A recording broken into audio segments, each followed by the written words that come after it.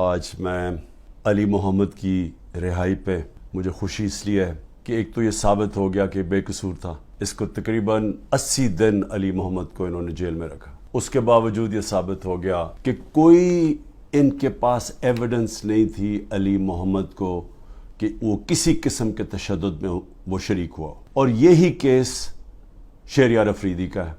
وہ بھی اس کو بھی بیل مل گئی ہے. وہ بھی ایچ کیو کیس جو ہیڈ کوارٹرز کا تھا اس میں سے بھی وہ ان کے پاس کوئی ایویڈنس نہیں تھی. میں سلام کرتا ہوں جج صاحب کو کیونکہ مجھے پتہ ہے کس طرح کا پریشر ہے اس وقت ہماری عدلیہ کے اوپر. میں سلام کرتا ہوں اس لیے کہ آج کل کے زمانے میں حق اور سچ پہ کھڑا ہونا آسان نہیں ہے. ویگو ڈالا پہنچ جاتا ہے گھر، لوگوں کے گھروں کے اندر گھس جاتے ہیں، ان کو ذلیل کرتے ہیں، ان کی بزنسز بند کر دیتے ہیں. تو اس لیے اور ہر کسی کو، یہ صرف ہم اپنے لوگوں کی بات نہیں کر رہے، جو اس ظلم کے نظام کا حصہ نہیں بنتا اور اس کے خلاف حق کی آواز بلند کرتا ہے، اس کو وہ مشکلوں کا سامنا کرنا پڑتا ہے جو پاکستان کی تاریخ میں کسی ڈکٹیٹرشپ میں نہیں کرنا پڑا. شہریار افریدی، ان کے فیملی میں بھائی ان کے فوت ہوئے، ادھر نہیں جانے دیا، جیل میں رکھا. توڑنے کی کوشش کی گئی، ان کی بیوی کو پکڑا، پھر ایک دفعہ اور پکڑنے کی کوشش کی، بیوی بچوں کے ساتھ تھی. تو میں ان کو خاص طور پہ سلام کرتا ہوں. اور اعجاز چودھری اس وقت وہ ڈائبٹیز کے پیشنٹ ہے، 70 سال ان کی عمر ہے، ان کا وزن کم ہو چکا ہے، وہ بھی ٹوٹ نہیں رہے.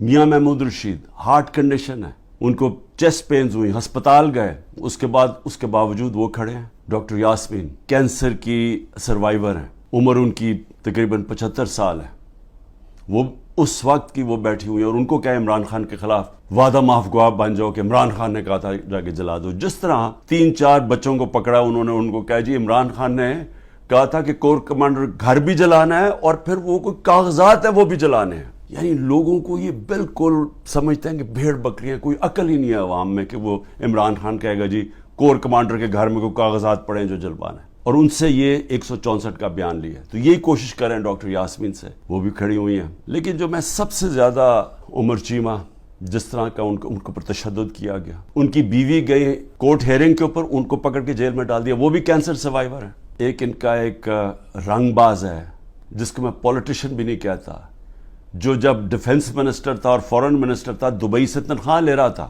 یہ کبھی سنا ہے دبئی کی کمپنی سے ایک ملک کا فورن منسٹر اور ڈیفنس منسٹر تنخواہ لے اور اس کے بعد وہ بچ بھی جاتا ہے، اس کو کچھ ہوتا بھی نہیں ہے. اور وہ کیونکہ طاقتور حلقوں میں اس کے دوستیاں تھیں، جب وہ الیکشن ہار رہا تھا 2018 میں تو ایک ٹیلی فون کیا، باجوہ صاحب مجھے بچا لو میں ہار رہا ہوں. اور باجوہ صاحب سپر کنگ نے کہا فکر نہ کرو تم جیت جاؤ گے، اور اگلے دن وہ جیت جاتا ہے. تو وہ جس طرح ہمیشہ عورتوں کے خلاف زبان استعمال کرتا ہے، اس نے پھر سے کی. ڈاکٹر زرکا نے، سینیٹر ڈاکٹر زرکا نے جواب دیا، ان کی 2 کلینکس وہ بند کر دی. اس سطح پہ کون کرتا ہے؟ ہماری ڈاکٹر سیما ایم پی کراچی کی، ان کے گھر پہنچ کے ان کی کلینک اس کو بند کر دیا. ہماری سمابیا ایکس ایم پی، اس کے گھر کے اوپر پولیس پہنچ گئی. انہوں نے جو سب سے بات جو چھپا لی، جس کے اوپر اصل بات ہونی چاہیے کہ این سی اے نے ملک ریاض کا جو پیسہ تھا وہ فریز کیا کیوں؟ وہ منی لانڈرنگ کی وجہ سے نہیں کیا.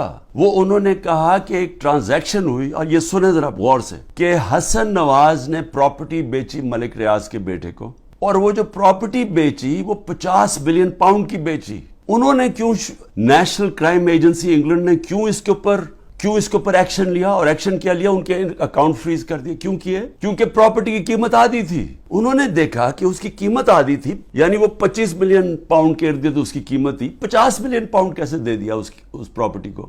نواز شریف تب پرائم منسٹر تھا، یہ 2000 جب ہوا، یہ 16-17 میں جب پرائم منسٹر تھا، تو پرائم منسٹر نے اس وقت اپنا زور لگا کے وہ دگنی قیمت کے اوپر پراپرٹی ملک ریاض کو بیچی. یہ پہلے تو یہ بتائیں پیسہ کدھر سے آیا؟ کدھر سے حسن نواز کے پاس اتنا پیسہ آیا؟ جب وہ ملک سے باہر بھاگے ان سے یہ سوال پوچھے گئے نا، کیونکہ بتا ہی نہیں سکتے، پیسہ چوری کا تھا. اور پھر وہ پراپرٹی دگنی قیمت پہ بیچ دیتے ہیں ملک ریاض کو. وہ کس لیے بیچی؟ اور وہ اصل کہانی وہ ہے آل قادر کی، اصل وہ اس کے اوپر بات نہیں کر رہے. کوئی پوچھ نہیں رہا نواز شریف سے کہ بتائیں جی بیٹے نے یہ پراپرٹی، اور آپ کو کیوں اتنی مہنگی پراپرٹی خریدی ملک ریاض نے. میرے سے وہ سوال پوچھے جا رہے ہیں جو آج پاکستان کی تاریخ، 70 سالہ تاریخ میں کبھی کسی سے، جن کو بھی کتنے گفٹس ملی ہیں توشہ خانہ میں، 70 سال سے ملتی ہیں گفٹ، کوئی نئی تو چیز نہیں ہے. کبھی کسی سے وہ سوال نہیں پوچھا کہ جی آپ کو جو توشہ خانہ کی گفٹ ملی تھی وہ آپ نے آگے بیچی کس کو یا آپ نے گفٹ کس کو کی؟ کبھی کسی سے آج تک یہ پوچھا ہے؟ کبھی کسی سے پوچھا ہے کہ توشہ خانہ جب آپ قیمت ادا کر کے وہ لے لیتے ہیں گفٹ، اس کے بعد آپ کی پراپرٹی آپ جو مرضی کریں؟ یہ دو چیزیں ملی ہیں، اس کو کرپشن کہہ رہے ہیں، یہ جو توشہ خانہ ہے اور دوسرا چیز القادر، یہ دو کرپشن کے کیسز میرے پہ ملے ہیں۔ ان 3.5 سال میں جب نواز شریف پرائم منسٹر بنا تھا 17 اس نے فیکٹریاں بنا چکا تھا 3.5 سالوں میں، اور سرکاری بینکوں سے قرضے لیتا تھا، فیکٹریاں بنا لیتا تھا اور بعد میں وہ قرضے معاف کروا لیے، اور جو پیسہ دیا وہ 20 سال کے بعد واپس جو تھوڑا سا اور مارک اپ معاف کروا کے وہ بھی تھوڑا سا پیسہ دیا۔